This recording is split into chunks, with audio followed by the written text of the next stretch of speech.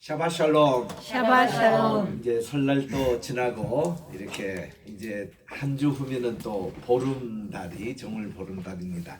내일이 또 우수라고 합니다. 그래서 내일 또 비가 예상되는 그런 위기를 우리가 기억하고 있습니다. 오늘은 우리 창세기 3장 14절 15절 이 두 절이 우리 구약 뿐만 아니라 신약 전체도 이렇게 성경을 요약하는 그런 중요한 구절입니다. 특별히 3장 15절 요 구절은 여기 이제 15절이거든요. 15절은 원복음서라고, 원은 독일말로 우로 그러고 그를 이제 복음을 에반겔리온이라고 그렇게 얘기합니다. 우르 에반겔리온 하면은 원초적인 복음, 이런 말로 15절을 미리 이렇게 한국말로 보면은 하나님께서 이 뱀에게 이르시되 내가 이 일을 행하였으니 너와 여자 사이에 이 엔머티, 이렇게 원수를 하나님이 만들게 하고, 그리고 너의 후손이라는 것은 뱀의 후손은 사탄을 얘기합니다. 그리고 여자의 후손 사이에도 이런 원수가 있게 해서 이 여자의 후손이 너의 머리를, 이 뱀의 후손의 머리를 상하게 할 것이고, 또 이 뱀의 후손은 이 여자의 머리의 후손의 발꿈치를 상하게 할 것이다. 그래서 이게 이제 원복음인데, 성경은 전체다가 메시아, 그 여자의 후손은 메시아를 얘기하거든요.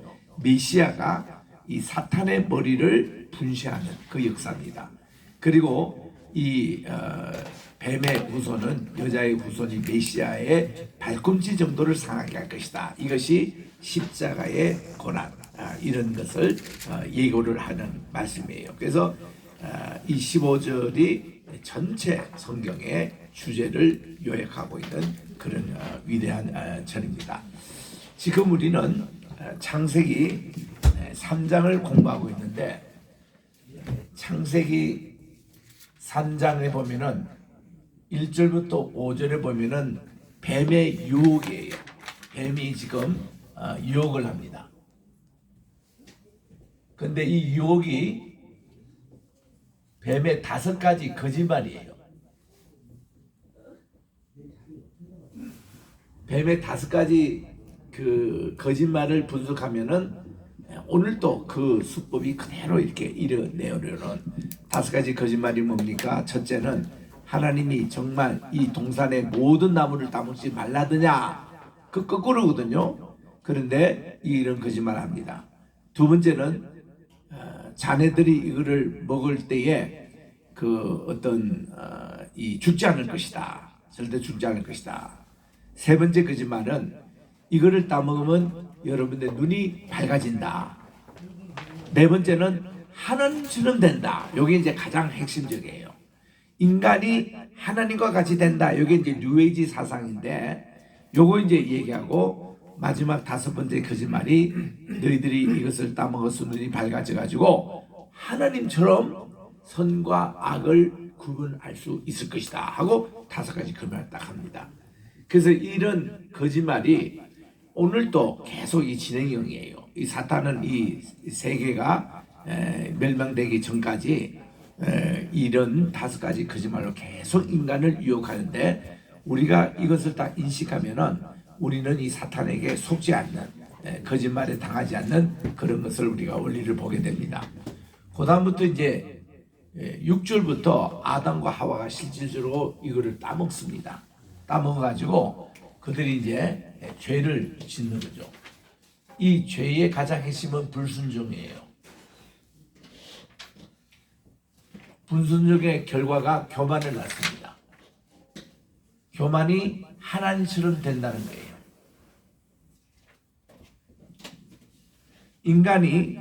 모든 인간이 다 마찬가지입니다. 왜 이방 종교, 우상 종교 왜 있죠? 하나님처럼 되려고 하는 겁니다. 왜 바빌탑을 샀죠? 하나님처럼 높아지려고 하는 거예요. 모든 세상에 요즘 왜 AI 인공지능이 나와요? 하나님처럼 되려고.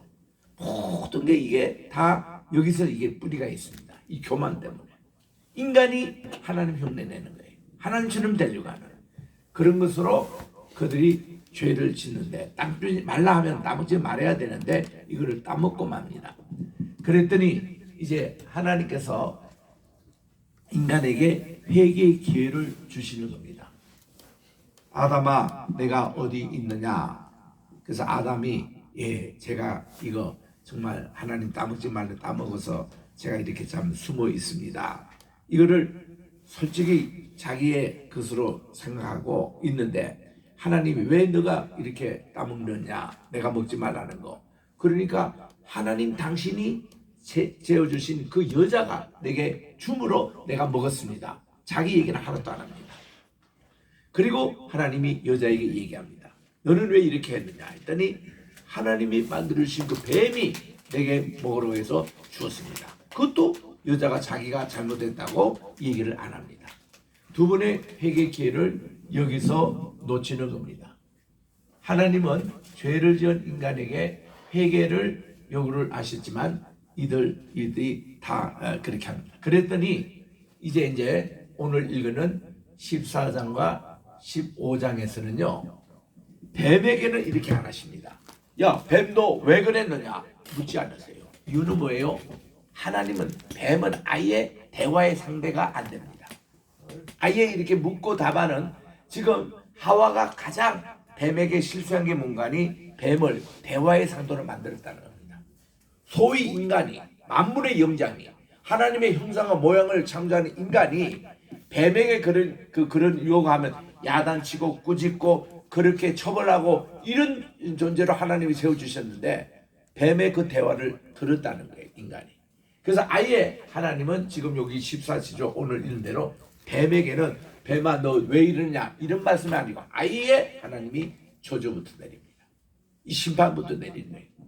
그리고는 16절에서는 하나님이 이제는 남자에게 하나님이 처벌을 하십니다. 그리고 17절에는 여자에게 하나님이 이제 그 처벌을 내리십니다. 지금 요런 이제 순서를 지금 보게 되거든요. 미리 복습하면은 예습을 하면은 뱀에게는 두 가지 하나님이 저주를 내리십니다. 너는 평생 내 배로 기어 다닐 것이다. 그리고 이런 구절 때문에 성경학자며 과학자들이 옛날에 뱀은 용처럼 손과 발이 있었을 것이다. 네 발로 이렇게 기어 다니는 그런 용처럼 돼 있는데 이것이 저주를 받고 나서 다 없어지고 배로 이렇게 기어 다니는 이거를 갖고 두 번째는 진흙을 아팔이라고 이 진흙을 평생 동안 먹을 것이라고 요 두 가지 처벌을 받습니다. 그런데 세 번째는 지금 여기 15절에 금방 나오는 대로 뱀의 후손과 여자의 후손 사이에 하나님이 엔머티라고 이게 이제 하나님이 요거 주시는데 에이바라는 이게 엔머티 이게 이제 적대, 미움, 원수 이런 뜻입니다. 이거를 하나님이 딱 만드셔가지고 요게 요런 이제 적대가 뭔가니 너와 이 여자 사이에 요 관계와 또 너의 후손과 이 여자의 후손 사이에 엔머티를 하나님이 주셔가지고 그래서 머리를 상하게 하고 발꿈치를 상하게 하는 이런 일에 엄청난 이거는 이제 완전히 그 우주가 창조된 이래로 최고의 그런 처벌입니다.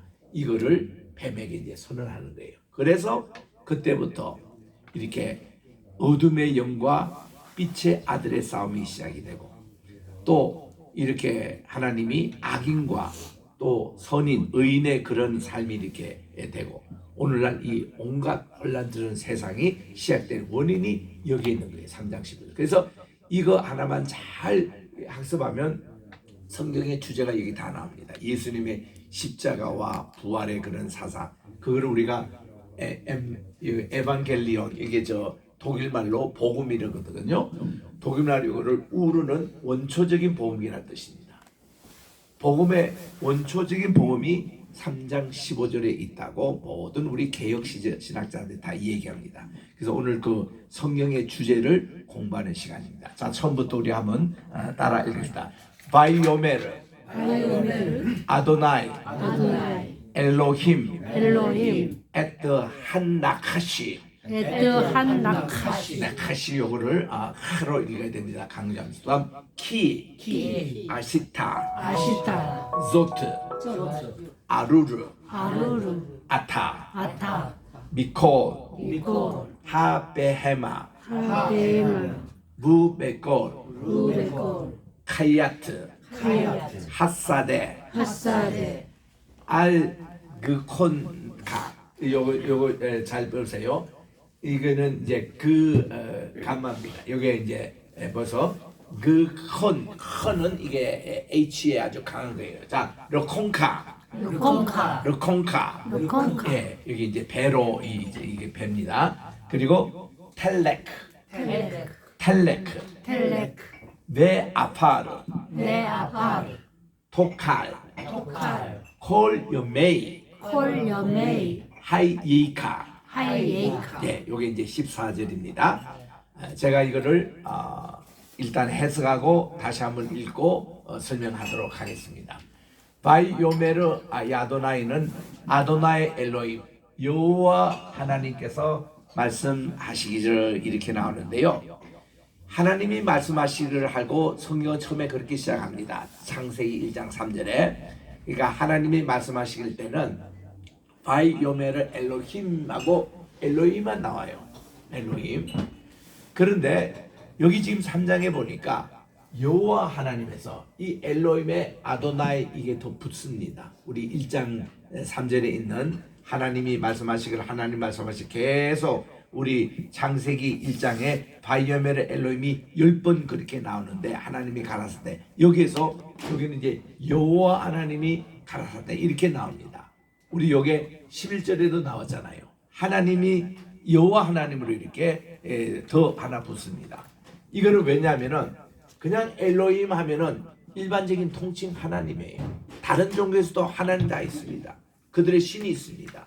이런데 우리 성경에 나오는 천지 만물을 치는 하나님은 여호와 하나님이시라고 말해요. 여호와를 이렇게 딱 특정 인물 이름을 딱 부여하십니다. 이 여호와라는 이름이 뭔가니 이거는 하나님이 전에도 계셨고 지금도 계시고 앞으로 영원히 계실 분이다 하는 그런 뜻입니다. 이게 그러니까 하나님의 우리 방지일 목사님은 이거를 뭐라고 말씀하시는가니 하나님이 어제도 계시고 오늘도 계시고 영원히 계시는 이분을 영원 자존자라고 이렇게 번역을 하시더라고요. 영원히 스스로 계신 분이라는 뜻이 여호와라는 이름의 뜻이라는 겁니다. 그러니까 요거는 뭔가니 하이야 동사에서 나왔는데 하이야라는 이 동사가 투비 동사거든요. 있다라는 것입니다. 거기에 여가 보면은 현재형이에요. 미완료형입니다. 그래서 이 하나님께서는 시간의 제한이 없으시다는 뜻입니다. 왜냐하면은 하나님은 무궁전부터 계시고 무궁까지 계시는 분, 올람 하나님.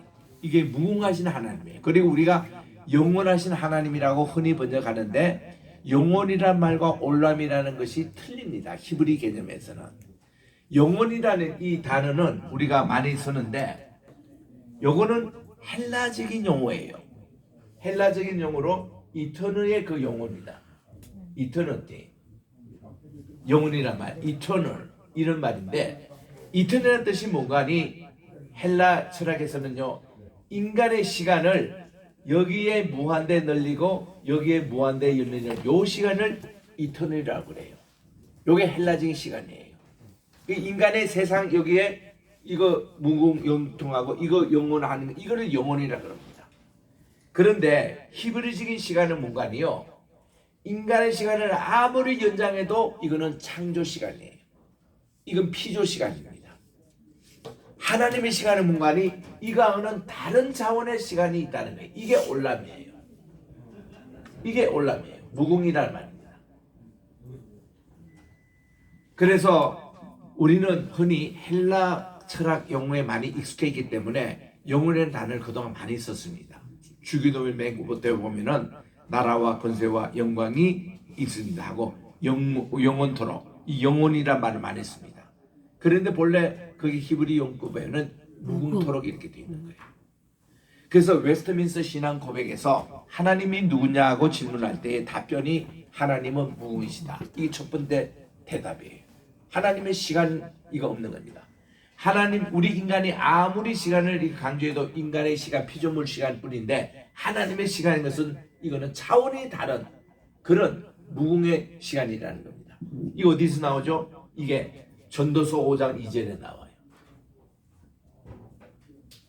전도서 5장 2절에 보면은 이렇게 나옵니다. 하나님은 하늘에 계시고 인간은 땅에 있다. 딱 그렇게 솔로몬이 시간 개념에서 명확하게 밝힙니다. 하나님의 그 시간과 인간의 시간은 명확하게 구분되는데 이 하나님의 요 시간을 무궁이라고 이렇게 해요. 올라. 그래서 하나님의 언약을 breathe 올라, 무궁한 언약이라고 부릅니다. 하나님이 이 시간을 다 무궁이라고 그래요. 그리고 우리가 이 킹제임스 바이블도 이렇게 번역합니다. 하나님이 세상을 이처럼 사랑할 때 For God so loved the world that he gave his only begotten son. 하나님이 세상을 이처럼 사랑하사 그의 그분의 동생자를 주셨는데 whosoever, 누구든지 believes in him, 그 예수 그리스도를 믿으면은 should not perish, 절대로 멸망하지 않고 but have everlasting life, 무궁한 생명을 얻겠다고 합니다. 이게 eternal이란 말 아니에요. everlasting이라고 이렇게 표현합니다. 이 everlasting이 이게 뭔가 아니, ever이라는 것은요 영원히 계속된다는 겁니다. forever이라는 말이 나오잖아요. forever. 요게 바로 무궁이라는 것입니다. 무궁토록 하나님의 시간을 얘기하는 거예요. 무궁토록. 요게 ever은 이런 무궁이 계속되는, 계속 지속되는 lasting, 이거를 무궁입니다. 그러니까 everlasting life, 무궁한 생명이라고 나옵니다. 근데 이거를 eternal life라고도 같이 혼용을 해요. 요한복음에서 하는데 중요한 때는 꼭 everlasting 이 용어를 써요. 무궁한 생명. 그래서 우리 요한복음 3장 16절 그 전도할 때도 제일 중요한 말이고, 마틴 루터도 이것이 모든 복음서의 핵심 에키스라고 말씀하시고 이런데, 이거 있을 때는 미국 사람들은 다 킹제임스 바이블로 이 바이블을 외우기 때문에 이거를 everlasting life로 이렇게 다 얘기합니다. eternal life라고 안 해요. eternal은 인간적인 인본주의 냄새가 들어간 겁니다. 근데 everlasting life는 하나님의 생명이에요. 우리가 누구든지 예수님을 믿기만 하면 멸망치 않고 하나님의 무궁한 생명에 우리가 참여하는 거예요. 우리가 그게 들어가는 겁니다. 그게 얼마나 우리에게 주신 하나님의 큰 선물이에요. 그래서 여러분들이 이런 것을 무궁한 생명 또 영원한 생명 이런 거를 좀 구분해서 한번 쓰도록 하는 게 좋습니다. 영원함이 그냥 우리 인간 일반 이 헬라 철학적인 관점에서 쉽게 말하면 형이 하학적인 용어예요. 그런데 이 무궁한 생각하면 형이 상학적인 용어입니다. 그건 이데아 세계입니다. 플라톤이 얘기하는. 거기서 이거 좀 우리 구분할 필요가 있는 거예요. 공자는 그렇게 얘기했습니다. 자기 누구가 하늘에 있는 것을 물으니까 이 사람아, 이 땅에 있는 것도 우리가 다 모르는데 내가 어찌 하늘을 논하라 하고는, 그분은 하늘에 대해서 논하지 않았습니다. 논해 보면 전부 다 이 땅의 거예요. 형이 하학적인 얘기입니다. 그런데 공자가 하나님에게 이렇게 그 논한 것이요, 그게 이제 제사였습니다. 제사인데 공자가 가르쳐 줬던 제사는 조상에게 제사 드리고 하는 건 다 타락된 유교예요. 공자가 가르친 건 그거 아니었습니다. 이거를 누가 쓴가면은 공자가 죽어야 나라는 산다는 김경래 박사님. 나 그분 일부러 한국 가서 만났어요. 그 책이 워낙 쇼킹이어가지고, 그래서 어떻게 이런 좋은 책을 썼느냐 했더니 성균관 유생들이 난리가 났잖아요. 공자가 죽어야 나라가 산다. 그분 아니게 뭐니 본래 유교를 연구해 보니까 이 지금 우리가 있는 한국에 있는 유교는 다 타락된 유교였다는 겁니다. 공제 본래 보니까 이분이 하늘에 대해서는요, 자기는 논하지 않고 하늘에 대해서는 예배의 대상으로만 가르치는 거예요. 근데 이게 왜 이게 타락됐냐 했더니, 유교가 공자 이유입니다. 제자들이 한 인간이 자기가 왕이 되고자 자기가 하나님 흉내를 내려고 그 제사를 자기가 받기 시작했다는 거예요. 인간의 조상이. 그래가지고 이게 타락된 유교가 오늘까지 우리 한국에도 이렇게 전해졌다는 겁니다. 본래 이거 인간 조상에게 그것이 유교가 아니래요. 이게. 김경래 그 책에 한번 보세요. 그 공자가 죽어 나라산다. 그래서 그때 성령안에서 난리가 났는데 그때 이 유교계에서는요, 오히려 좋은 그게 나왔습니다. 우리가 유교의 본질로 돌아가자, 이런 운동이 일어났어요. 유교의 본질을 보니까 이게 기독교하고 같은 거예요. 하나님께 예배드리고 우리 인간에게는 서로 이렇게 윤리를 지키는, 이게 유교라는 것을 알게 되거든요. 공자 선생님 얘기가 그거예요. 우리 내가 땅의 것도 다 모르는데 하늘 것을 어떻게 아느냐. 그게 플라톤이 얘기하는 이데아 세계, 형이상학의 세계가 이게 바로 무궁입니다. 그리고 아리스토텔레스가 강조했던 인간의 이게 현상을 강조하고 한 것이, 이것이 오늘날 이게 헬레니즘이에요. 그래서 이 알렉산더는 이 헬레니즘을 배워가지고 헬레니즘으로 이 세계 인본주의를 가지고 세상을 정복하려고 했죠. 그런데 그게 실패했습니다. 나폴레옹도 그렇게 해서 실패했습니다. 그 나폴레옹이 자기가 헬레니즘에서 유배하면서 했던 유명한 마지막 유언전 얘기 같지 않습니까? 나사렛 예수시여, 당신은 그 목수의 아들로 태어나서 이 세상을 영적으로 다 정복을 했지만 이 나폴레옹은 자기는 이 왕이 황제임에도 불구하고 이 세상 정복을 자기는 실패했어. 나는 실패자요, 당신은 영의 세계는 성공했고 육의 세계는 자기는 끝났다는 겁니다. 그래서 자기 모든 사람에게, 여러분들이요, 이렇게 인본주의로 살지 말고 신본주의로 다시 돌아가자고. 이거 나폴레옹의 마지막 유언의 얘기 아니겠습니까? 그러니까 우리 모두 그렇게 세상이 돌아가요. 그 15절의 말씀이 그거를 지금 얘기하는 겁니다. 우리 진짜 본질이 뭐냐? 이거를 이제 돌아가는 것인데, 그러니까 여호와 하나님의 이 용어에서는 한마디로 하면 이분이 무궁자라는 뜻입니다. 시간과 공간을 초월해서 이게 우리 주님은요, 여기도 계시고 저기도 계시고 이런 하나님이십니다. 우리 그 복음성가에서요, 나의 등 뒤에서 나를 도우시는 주, 나 그것도 좋아하고 참 합니다. 근데 무궁신학을 이렇게 딱 공부를 해보니까, 이거는 하나님이 내 등 뒤에만 계신 게 아니라 등 앞에도 계시고 옆에도 계시고 안에도 계시고 다 계시는 하나님을, 너무 이 등 뒤에만 하나님을 우리가 찬양하지 않느냐, 그게 좀 부족한 점이 있다. 이런 거를 우리 찬송가 작곡하는, 작사하는 분들의 모임에서 지적된 겁니다. 그게. 그래서 우리 그런 이제 찬송가 가사며 이런 것이 구절이 맞는데, 우리는 하나님을 무궁하시는 하나님을 할 때 시간도 어제나 오늘이나 영원 무궁토록. 그래서 우리들이 이 영원이라는 말이 익숙하니까 우리는 어떻게 쓰는 거니? 영원 다음에 거기다 무궁을 붙이는 거래요. 영원 무궁하신 하나님. 그럼 뭐 헬라적인 또 헤브라이적인 거 다 해서 이렇게 하지만, 하여튼 무궁이라는 단어를 여러분 많이 쓰시기 바랍니다. 그래서 우리 한국의 꽃을 이 에버라스팅 플라워, 무궁화라고 얘기하잖아요. 그리고 우리 동해물과 백두산이 마르고 닳도록, 그게 무궁적인 표현입니다. 그게. 여러분, 동해물과 저기 있는 물이 다 마르기까지, 백두산이 다 풍화장에서 마르기까지, 그것이 이 무궁의 그 표현이거든요. 그리고는 무궁화 삼천리 화려가사, 그리고 이 하나님이 대한민국을 길이 지켜주시는, 그게 다 무궁적인 표현이 이게 애국가에 나오는 거예요. 제가 그래서 이런 무궁신학에 대해서 다음 주 또 토요일 날 축복교회라고 곽정수 목사님 교회 28주년 기념에 또 저를 또 초청해서 그래서 다음 주는 우리가 휴가 가겠습니다. 요 과목은 했는데, 이게 무궁이라는 것이 그렇게 중요하다는 거. 그래서 무궁자라는 뜻입니다. 이 여호와라는 이 자체가. 그러니까 무궁자 여호와께서 말씀하시기를 누구에게 한다 같이, 이게 이제 뱀에게 말씀합니다. 그다음 키라는 것이 항상 이게 두 가지 뜻이 있습니다.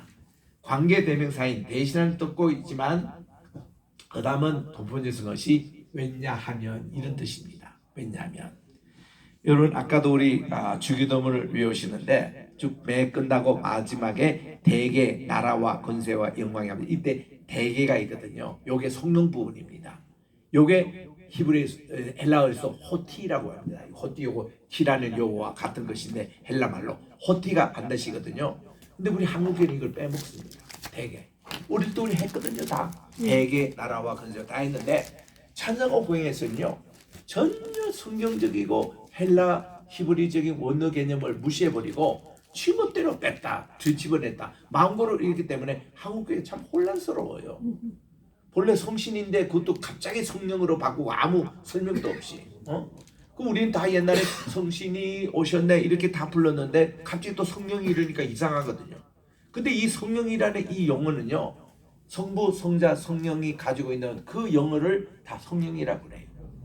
그러니까 그거하고 제3위가 되는 성신 이거를 성령으로 이것도 바꿔버리니까 삼신에 대한 개념이 지금 없어지는 거예요. 그러니까 우리 성부 하나님 내일 우리 교회에서는 또 마태복음 10장을 또 강론을 하는데 거기 보면 아버지의 성령께서 이렇게 나와요. 그게 아버지의 영이 계시거든, 아들의 영이 계시거든, 또 성신의 영이 계시거든. 이거를 통칭해서 홀리 스피릿 성령이라고 그래요. 이거를. 그러면서 하나님은 영이시네 할 때도 그 다 성령을 얘기하는 겁니다. 근데 성신의 삶 개념은 예수님이 이제 유구체적으로 승천하시고 천국 가시니까 우리에게 허전한 것을 메꿔주기 위해서 보내주실 분이 또 다른 보혜사를 또 다른 보혜사입니다. 그럼 예수님이 말씀 하나님의 자신이 말씀으로 오신 것도 이 보혜사였습니다. 우리 눈에 보이는 하나님이에요. 보이지 않는 하나님이 우리 눈에 보이는 하나님이세요. 이분이 3년 반 동안 우리와 함께 계시다가 승천하시니까 그 빈 메꾼 자리에 주님이 다시 재림할 때까지 우리에게 하나님의 영으로 또 오신 분이 그분이 성신님이세요. 그러니까 그분은 우리 주님 재림하실 때까지 계속 우리 교회와 또 우리 신앙생활에 함께 하시는 또 다른 형태의 하나님이세요. 그렇다고 다른 하나님이에요. 같은 하나님. 같은 하나님이심이 아버지의 모습으로 아들의 모습으로 이제는 성신의 모습을 이렇게 하는데 다 성령으로 통치를 해버리니까 삼위에 대한 명칭이 없어진 거예요. 그리고 옛날에는 다 우리 성부와 성자와 성신 우리 1장 찬송할 때도 만복의 근원 하나님하고는 성부와 성자와 성신 다 이랬고 사도신경 할 때도 보면 맨 끝에 성신을 믿사오며 우리 오늘 딱 그렇게 했거든요. 근데 1979년에서 80년 바뀔 때에 이것이 전다 성령으로 다 통칭이 되는 겁니다. 이유는 뭘까요? 자유주의 신학이 한국에 들어온 겁니다. 자유주의 신학에서는요 이런 성부, 성자, 성신 이 개념을 파괴하잖아요. 그리고 또한 이런 성령에 대한 이런 것을 통칭해버리니까 옛날에는 우리가 다 경건이라고 얘기했던 것을 자유신학이 딱 들어옴으로 전부 다 영성이라는 용어로 다 바꿨습니다. 영성은 우리 기독교의 본래 용어가 아니에요. 그거는 그 1세기 때의 영지주의 이단으로 교변됐던 그 사람들 사용했던 용어가 영성이라는 용어입니다. 영성은 뭔가 아니 우리 사람을요 영과 육 이분법으로 나눕니다. 그 이 영성 이것이 하나님 편을 쓴 거고 육성 이거는 땅에 속한 거기 때문에 이거는 이분법으로 딱 나눈 것이 그 영지주의거든요. 초대교회 이단 사상이 계속 캐톨릭에서는 계속 영성이라고 불러왔습니다. 이게 캐톨릭 영주주의 영향으로. 그래서 이것을 쭉 사용됐던 것이 20세기 들어왔을 때에 1970년 말부터 미국에서 자유주의 신학에 영성이나 용어를 스피리추얼리티는 용어를 쓰기 시작했어요. 그리고 82, 3년에 한국에 수입돼 가지고 85년부터 한국 교회가 다 영성이라는 용어를 슬슬 바뀌더니 요즘은 이게 다 영성으로 씁니다. 여러분 베드로 영성이라는 말 쓰지 마십시오. 그거 이단적인 용어입니다. 캐톨릭의 용어예요. 물론 캐톨릭이 뭐 이단이다 그런 뜻이라기보다 또 캐톨릭에서는 그 영주주의 사상으로 계속 내려왔던 거예요. 그리고는 동방정교에서도 영성이라는 용어를 씁니다. 근데 그게 왜 우리 기독교의 경건이라는 용어는 육성과 영성과 혼성을 같이 전인격적인 용어예요. 그거를 쉽게 버려버리고 이 경건이라는 말을 다 버려버리고 옛날에는 심령대 부흥회 이렇게 했습니다. 그거는 첫째 우리 이 경건을 우리 추구하는 심령대 부흥회 이렇게 했는데 요즘은요 영성 수련회. 우리의 영성이 어떠고 저떠고 목사님 다 이렇게 쓰고 있어요. 타락된 거예요. 그 나는 미국에서 계속 이 용을 좀 쓰지 말자고. 지금도 내 그거 캠페인을 씁니다. 제가 뭐 얘기할 때 영성이라는 말 거의 안 써요. 안 써요. 저 안 씁니다. 왜 그거 우리나라에 좋은 경건이라는 용어가 있는데 경건 훈련 우리 총신대나 장신대도 다 경건과 할문 이거지 영성이나 단어 씁니까? 신학교에서도. 그런데 이렇게 왜 용어가 난무한지. 그래서 옛날에 정거화 목사님이 이 영성이라는 단어를 많이 한국에 퍼뜨렸어요. 그 사람이 이었던 분이 유기승 목사님이 퍼뜨렸어요. 그 다음 그분이 요즘 은퇴하시고. 그런데 이런 건 다 잘못된 용어입니다. 이런 걸 지적한 사람이 없다는 게 이게 불행한 거예요. 그래서 우리는요 개혁운동하자 개혁운동하자 말만 그러지 말고 단어부터 좀 개혁이 돼야 돼요. 개혁이 뭡니까? 본질로 돌아가는 거 아닙니까? 우리 성경에 영성이라는 단어 한 말도 안 합니다. 성경에 다 성경에는요 우리 경건이라는 용어가 나와요. 경건에 이르기를 연습하자. 경건으로 돌아가자. 경건이 바로 영성과 혼성과 육성을 다 겸비한. 그러니까 요거를 조금 잘못하면 구원파가 이런 영성을 강조해요. 구원파가 바로 그게 1세기 때에 있었던 이 영지주의 사상을 이어받은 거거든요. 이 구원파는 이렇게 얘기합니다. 우리가 구원을 한 번 받으면 된다 할 때 이 구원이라는 게 영성을 얘기합니다. 영적인 구원만 받으면 되지 육적인 것은 육성은 어차피 땅에 돌아가는 것이고 흙으로 돌아가는 것이고 그래서 이 관리를 이게 안 해도 된다 이런 얘기합니다. 그래서 이 구원파에서는요 우리 영적인 구원을 받은 사람은 하는 모든 일이 육적인 것은 그냥 하나님이 봐주신다 이렇게 해석을 합니다. 그래서요 이미 영적으로 구원받은 사람이 세상에 도둑질해도 그거 뭐 큰 그게 아니다. 구원하고는 관계없다. 이렇게 얘기합니다. 그리고 젊은 아이들에게요. 야 너희들 이제 사춘기 들어가면은 남자 여자 이쁘게 보이잖아. 그 뭐 이렇게 같이 잘 수도 있어. 근데 그거 죄가 아니거든. 이미 우리는 구원받았기 때문에 그거는 죄가 아니야. 요 사상이 지금 중고등부에 쫙 퍼져가지고요. 구원파로 얼마나 많이 가는지 몰라요.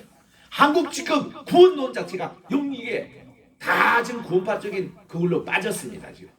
그 지적하는 분이 총신대 교수를 하시고 또 미국에 오셔서 이게 플로신학교에서 가르쳤던 김학우김 교수님이 지적한 거예요. 한국 이게 전부 다 구원파적인 그 구원론을 빠졌다.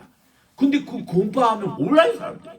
박옥수가 무슨 얘기했는지 유병헌이가 왜 그 스콰이라는 그거 하고 또 저 한강 유람선 해가지고 그 사람들이요 은행에 빚을 빌리잖아요. 빚을 빌리면 안 갚아요. 이미 구원받은 사람이 남의 돈 빌려서 가지고 안 갚아도 죄가 아니라고 가르치는 게 구원파입니다. 그래서 옛날에 집단 막 자살도 하고 그랬잖아요. 그걸 다 잊어버리고 본신찬이 했던 거 유병헌이 했던 거 그거 다 잊어버리고 또 그게 반복한 게 세월호 아니겠습니까? 세월의 그 주범이 뭐예요? 그거 다 구원파인데 유병헌인데 유병헌이 그 별장집을 지금 전직 대통령 지금 살고 있어요. 양산이라는 곳이 있습니다. 말도 안 되는 일이 벌어지는 거예요. 유병헌의 개인 변호사가 누굽니까? 문화무개라는 그분이 우리나라 대통령까지 지내는 분입니다. 그 집에 지금 그 사람이 살고 있어요. 왜 이걸 한국교회에서 가만히 지금 반대하고 있습니까? 그게 이런 이 사상 이런 뭐 영성이라는 용어를 사용하고 말이죠. 한국에서 지금 개판이었어 엄청 말해서. 무슨 교회에서 영성이란 말을 씁니까? 경건이란 말을 쓰고 성경이 용어를 써야죠. 그리고 이렇게 정말 영원이란 말 이런 걸 막 쓰고 말이죠. 이거보다는 무궁해요 우리 한국은. 우리 웨스트 신앙 고백에서도 다 개혁 신앙에서 하나님은 무궁시다. 우리는 다 이러면서 또 이렇게 번역할 때 영원이라는 이게 헬라 철학을 또 써버린다고. 그러니까 이 신학교 교수들이 재교육 봐야 돼요. 신학을 잘못되니까 이게 교회가 이렇게 다 오염되잖아요. 그러니까 우리는 이 원어를 잘 공부를 하셔야 돼요. 이런 거. 그래서 여호와 하나님께서 말씀하시기를 네가 이거를 했다는 거예요. 이것이 뭔가 하니 하나님의 말씀을 순종하지 않고 인간 자기가 여자에게 이거를 따먹게 하라고 해서 했다. 이것이 이제 하나님께서 아시타 네가 했다는 거예요. 너가 you did입니다. 아시트 이거를 했다. 뭐를? zot this입니다. 이 일을 했다. 구체적인 건 뭡니까? 따먹게 했다는 거 아닙니까? 그래서 쟤들이 지금 따먹어가지고 눈이 밝아져서 이 밝아지는 게 하나님에게 눈은 지금 감춰졌습니다. 땅의 눈이 밝아지는 거예요. 이게 바로 선과 악을 알게 하는 나무의 결실이었습니다. 그러니까 자기들이 부끄러워하더라. 부부가 부끄럽지 않았습니다. 2장 25절에 보니까 저들이 벌거벗어도 부끄러워하지 않았더라. 이건데 따먹고 나서 보니까 이게 악으로 보이는 거예요. 이게 이제 부끄러움을 보이는 겁니다. 그래서 그들이 견딜 수 없어서 무화과나무 이파리를 가지고 가리고 또 이제 그들이 숨고 그랬습니다. 네가 이것을 했다는 거예요. 이 때문에 결과는 아루릅니다. 이거는 이제는 curse, 저주가 이 말이라. You are cursed. 너가 이제 너가 이제 저주를 받게 되는데, 몸으로부터 미는 from, 몸으로부터 all, call은 항상 all입니다. from all, 모든. 바프헤마는 모든 가축으로부터 이런 뜻입니다. 캐들. 이 세상의 모든 가축 가운데서 내가 저주를 받을 것이다. 또 뭐로부터? 이 하야트, 이거는 살아있는 생축입니다. 핫사데, 들에 있는 모든, 이거는 들짐승을 얘기하는 거예요. 들짐승을 영어로는 비스트라고 합니다. 이게 이제 캐틀은 가축이에요. 모든 가축과 또 모든 들짐승으로부터 내가 아루르, 저주를 받을 것이다. 저주를 내가 받았다는 뜻입니다. 그러면서 이 저주받는 구체적인 내용을 어떻게 인정하면 알은 뭐뭐 위에 upon, 뭘로? your, 카. 요거는 개콘이라는 이 단어는 그렇게 성경에 많이 나오지 않는데 벨리라는 뜻입니다. 벨리. 배예요. 배꼽이에요. 이집트에 가면요, 나일강이 있습니다. 나일강 유람선에 보면은 배꼽 춤을 추요. 그걸 벨리 댄스라 그래요. 이걸 배꼽 중심으로 막 몸을 흔들고 이런 이제 하는데, 내 이 배 위로 텔레크 그럴 것이다. 이겁니다. 이 텔렉이라는 것은요, 요거는 2인칭 미완료형인데, 요거는 할라크에서 나왔어요. 할라크. 여기 이게 원형입니다. 이 할라크는 그냥 걸어가다 이런 뜻이에요. 또 행하다 이런 뜻인데, 너가 배로 가지고 기어 다닐 것이다. 이렇게 이제 나오는 겁니다. 배로 가지고 기고. 요게 이제 첫 번째 처벌입니다. 두 번째 처벌이 뭔가니? 따라합시다. 아팔. 이거를 다스트, 이거 진흙이라는 말입니다. 이게 이제 어디에 처음 나온 거니? 2장에 보면 하나님이 인간을 창조하실 때에 세상에 티끌을 모아다가 이 티끌, 이 진흙에다가 물기를 하나님이 부으십니다. 이게 아팔에 물기가 없으면은 이게 조형이 안 됩니다. 그런데 물기를 가하니까 이게 이제 형상이 창조돼 가지고 거기에 하나님의 입김으로 이게 합토, 하나님의 코의 입김이 인간에게 합토 딱 만날 때에 인간이 생명이 됐습니다. 그때 그 나는 게 아팔이거든요. 그리고 하나님이 다른 식물을 지을 때는 하나님의 이게 그 숨길이 다른 피조물에는 이게 없었습니다. 인간에게만 이게. 그래서 하나님의 형상과 모형대로 창조함을 받았는데, 요게 아팔, 인간이 흙으로 왔으니 흙으로 돌아갈지다 할 때 그때 말하는 이게 아팔입니다. 여러분 이 단어는 외워주시기 바랍니다. 우리 따라합시다. 아팔. 우리가 진흙으로부터 왔어요. 근데 사람이 말이죠, 딱 시신을 그냥 방치해 놓고 1년 만에 딱 가보면요, 아팔이 다 빠지고 뼈만 남습니다. 근데 이 다 인간이 이 아팔로 돌아가는 이거 하면요, 흙성공은 꼭 같아요. 우리 이게 몸에 있는 이 살갗이 이런 것인데, 그게 아팔이라는 거거든요. 그럼 네가 이제 아팔을 먹고 살 것이다 이 말입니다. 토칼은 너가 먹을 것이다.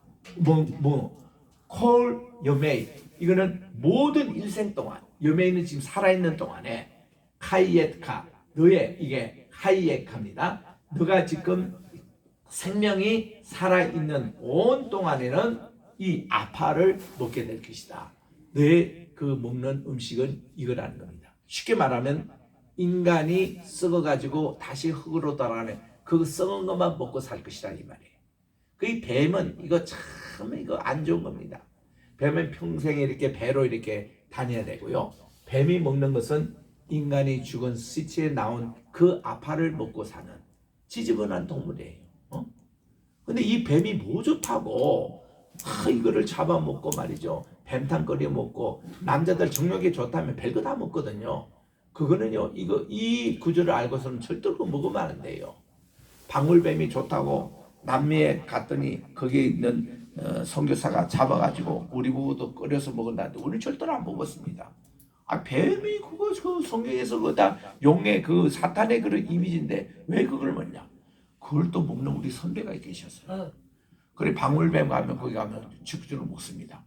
근데 이분이요, 야 불행하게도 돌아가실 때 보니까 이 방울뱀 먹은 이것 때문에요. 사람이 곧 돌아가신다 이러고 3일 만에 이틀 만에 보통 가시는 게 그 잘 죽는 것도 복입니다. 근데 이분이요 한 달 동안 목 주시더라고요. 방울뱀 때문에 사람이 그 죽는 데까지도 괴롭히는 게 이놈이 있더라고. 우리 눈으로 봤어요. 필라델피아에 계시는 우리 선배 목사님인데 그래서 아예 뱀은 먹지 말아야 돼요. 먹지도 말고 가까이도 가지도 말고 이거 아파를 먹는 이놈이에요. 평생은 이렇게. 그래서 하나님이 뱀에게는 처벌을 내리십니다. 그러나 3장 15절 이는 어마어마한 정말 앞으로 인류가 이렇게 될 것이라는 것을 요약하신 말씀인데 일단은 읽고 우리 이제 3장 15절 따라 읽습니다. 바이 예이바 아시트 베인카 부베인 하아샤 이샤 그다음 부베인 자르카입니다. 따라합시다. 자르카 그다음 부페인 자라 이게 발음은 안 나지만 여기 점이 하나 더 있어요. 여기는 이 여성의 그 여성의 후손이라는 그런 뜻입니다. 따라합시다. 후 예슈카 천천히 제가 읽을게요. 예슈프카인데 그냥 예슈카 이렇게 읽으세요. 따라합시다. 예슈카 그리고 로시 베아타 테슈페카 테슈페누 아케브 이렇게 됩니다. 이거를 다시 제가 해석을 하고 다시 우리 이거를 설명하겠습니다. 아시바라는 것은 원수를 이런 뜻입니다. 이거를 아시트 이거를 아시트는 내가 이게 이제 미완료형이고 시트는 두겠다 이런 뜻입니다. 혹은 셋 내가 거기에 원수 미워하는 이거를 주겠다는 거예요. 어딨냐 하면은 베인 부베인 요게 뭔가니 영어로 보면 between and라는 뜻입니다. A와 B 사이 할 때는 베인 A 베인 B 이렇게 베인은 between 뭐뭐 사이라는 뜻입니다. 여기 또 한 번 더 나와요. 여기 베인과 여기 베인 또 나옵니다. 따라합시다. 베인 부베인 between and라는 뜻이에요. 그러니까 요거와 요거 사이 또 요거와 요거 사이인데 첫 번째는 뭔가니 너와 뱀과 이거 여자 카이시 여자 사이에는 엠버티를 하나님이 주실 거라고 한 말이에요. 하나님이 그거를 본시로 주죠. 모든 여성들이요 우리 모든 인간이 기본적으로 두라는 게 뭔가니 어둠입니다. 정상적인 인간이 어둠을 좋아하는 사람 없어요. 범죄자나 이런 사람은 뭐 어둠을 좋아한다지만 정상적인 인간은요 애기 딱 보세요. 애들이요 불을 딱 끄고 어둠이 딱 있으면 굉장히 애들이 막 웁니다. 그래서 애들 방에는 조그마한 전구다만 켜두는 게 좋아요. 밤새도록. 어둠을 완전히 만들면 애들 굉장히 싫어합니다. 이거는 모든 인간의 우리 천성이 그렇습니다. 두 번째는 모든 여성들이 뱀에 대해서는요 싫어하게 되어 있습니다. 그게 본성이에요 본래. 어떤 여자들은요 뱀을 막 그냥 목에 끌고 막 그렇게 애완동물처럼 하고 하는 그거는요 아주 비정상적인 여자입니다. 본래 여성은 하나님의 창조 원리대로 원수 이거는 뱀은 가장 싫어하는 그런 존재가 있는 게 그게 원칙입니다. 우리 오 목사님은 얼마나 뱀에 대해서 예민한지요. 나 제주도 가서 조그마한 새끼뱀이 이렇게 글이 나왔거든요. 뱀 나왔다고 소리 지르는데 제주도가 다 떠나갈 정도예요. 그래가지고 결과를 보니 뱀이 놀라가지고 어디 도망가 버리다. 그만큼 뱀을 싫어해요. 아주. 잠자갔다가도. 그러니까 이게 원칙이에요. 그게. 뱀의 하나님이 이게 너와 이 여자 사이에 내가 엔머티를 딱 두겠다는 거예요. 뿐만 아니라 자라 그의 후손, 이게 이제 내 후손은 메시아 예수님을 얘기합니다. 이거는 중요한 단어입니다. 이 여자의 후손에서 예수님이 태어나셨잖아요. 그거 할 때 용어에 이걸 씁니다. 아들을 낳으시니 그 이름을 임마누엘이라 하리라. 이게 이사야서에 나오는 거고, 그분을 예수님이 하리라. 그래가지고 하나님이 구약 시대는 하나님 자신의 이름이 없었습니다. 하나님 이름이 여호와라는 것은 이것은 기념칭호예요. 무궁자라는 거. 그거는 기념칭호지 이름 자체가 아니었습니다. 하나님이 스스로 하나님의 이름을 밝힌 사건이 마태복음 1장 21절이에요. 그 아들을 낳으리니 그 아들의 이름을 예슈아. 우리 따라합시다. 예슈아. 예수님을 히브리 말로 예슈아라 했거든요. 예슈아. 구원이라는 뜻입니다. 예슈아. 이렇게 했는데 그의 아들 이름을 예슈아라 하리라. 그 요를 헬라말로서는 예수스. 우리 한국에서는 예수라고 번역하고 영어에서는 지저스라고 발음을 읽고, 그리고 이거를 꼭 같은 말인데 JESUS는 스페니시는 이 J 발음을 H로 읽어요. 헤수스라고 읽어요. 그래서 헤수스, 지저스, 예수스, 이거는 예수스는 그리스 말. 그리고 이게 정통 히브리 말은 예슈아입니다. 그러니까 그분의 이름을 예슈아라 하리라. 이런 예수님에 대한 등장이 이 처음에 나옵니다. 그러니까 예수님과 예수님, 그리고 이 사탄의 후손, 너의 그 후손, 요게 이제 사탄이에요. 사탄 할 때 사탄이 이겁니다. 그러니까 이 예수님과 사탄 사이에 엔머티가 있는 거예요. 하나님이 원수, 미워하는 거, 이거를 두시겠다는 겁니다. 아시죠? 두시겠어요. 그래서 이들이 이제 할 일은 뭔가 하니, 후라는 게 뭔가 하니 바로 예수님을 말합니다. 후. 여기 지금 예슈아. 이 예수님이 여슈페카 이러는데, 너를 뭐 하냐면은 슈프라는 이 말이 나오는데, 이게 뭔가니 무르르라는 거예요. 침뭉개겠다. 발로 밟아버리겠다. 죽이버리겠다는 겁니다. 침뭉개가지고. 굉장히 강한 용어입니다. 슈프라는 용어. 우리 따라할까요? 슈프. 예슈페카. 너를 아주 침뭉개버리겠다. 예수님이 완전히 너를 막 그냥 죽이는 게 아니라 막 밟아가지고 그냥 완전 침뭉개 주는데, 여기 너의 어느 부분? 로시입니다. 로시. 로시가 이거예요. 머리. 로시. 너의 그 여자 후손인 사탄의 머리를 주님이 발만 침밟게 가지고 죽여버리겠다. 이게 사탄에 들어갈 둘째 사망입니다. 이 요한계시록 19장에 나오잖아요. 영원한 불못, 그 무궁한 불못에 하나님이 집어넣는 사탄 세력이 끝장나거든요. 그 종말을 지금 주님이 얘기하시는 겁니다. 그러나 아타, 너는 이제 뱀을 얘기하잖아요. 뱀, 너는 이게 테슈페후, 그를 여기도 같은 용어를 씁니다. 주님을 얼마나 못살게 구는지, 앞케버는 이게 발꿈치입니다. 힐. 발꿈치를 등하고 요거는 헤드입니다. 이거는 머리. 너는 바로 그의 예수님을 말해요. 예수님의 발꿈치 정도를 상하게 할 것이다. 이렇게 주님이 예고를 하신 겁니다. 요 이제 발꿈치라는 요것이 뭔가니, 예수님이 직접 하나님이 말씀 육신되어 이 땅에 오셨는데, 거기서 주님이 고통을 받으시고 핍박을 받으시고 심지어 십자가까지 처형하시는 그 과정을 얘기하는 겁니다. 뿐만 아니라 예수님을 믿다가 우리 예수님 때문에 박해를 받는, 순교를 받는 성도들의 고통도 같이 얘기하는 겁니다. 이게 어디까지 계속되냐면은 사탄의 머리가 분쇄지기 전까지 이런 고통이 계속되거든요. 이게 교회의 순교입니다. 교회의 핍박이에요. 박해입니다. 이런 것이 이렇게 어느 정도 갈 것이다. 이런 말씀으로 하고 계십니다. 그래서 이 15절의 이 말씀은 원초적인 복음서라고, 이 말씀을 잘 이해하면은 우리 성경 전체 주제가 다 여기에 걸려 나오는 겁니다. 우리 15절 말씀 다시 한번 따라 읽고 마치도록 하겠습니다.